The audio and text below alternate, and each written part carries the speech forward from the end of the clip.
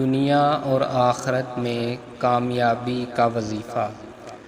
سیدنا ابو ہریرہ رضی اللہ عنہ سے روایت ہے، رسول اللہ صلی اللہ علیہ وسلم فرماتے تھے، اللہم اصلح لی دینی الذی هو عصمۃ عمری واصلح لی دنیای التی فیہا معاشی واصلح لی آخرتی التی فیہا معادی واجعل الحیاۃ زیادۃ لی فی کل خیر واجعل الموت راحۃ لی من کل شر۔